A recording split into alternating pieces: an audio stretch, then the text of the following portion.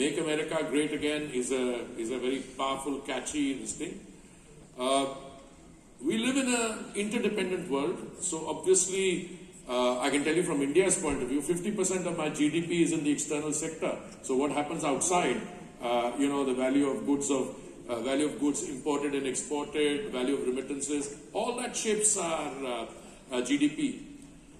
There is one aspect of the new administration's focus on energy, which I must say is music to my ears.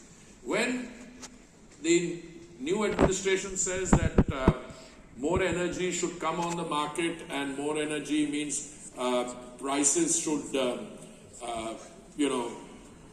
come down.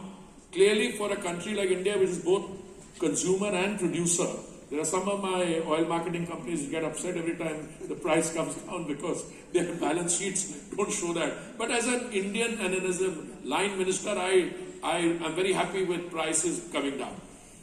My friend, my first point is there has never been a shortage of energy in the world. I mean, not now.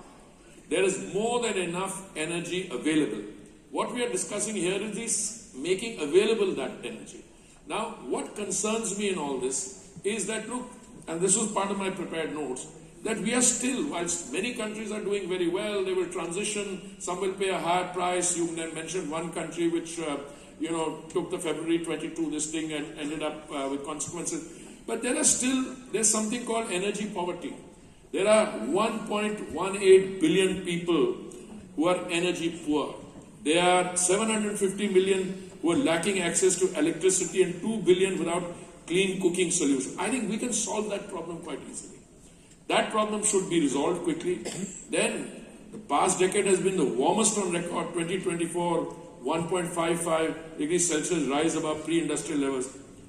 How do you manage to do this and at the same time make sure that energy is available in abundant supply? Now, where I come from, and this is a deeply held conviction in my case, there is more and more energy coming on the global markets. I mean, it's coming from the Western Hemisphere to begin with. I mean, Brazil produces 3 million barrels a day. They're getting another 140,000 barrels they're going to put on the market. Suriname, Guyana, Canada, United States, by the way, 13 million barrels a day they produce, and I think another 1.6 million will come. And just on that, Minister, if I can just intervene quickly, Prime Minister Modi ji is going to be meeting President Trump he's in this Paris week today, and then he will be proceeding That's to right. Washington for that.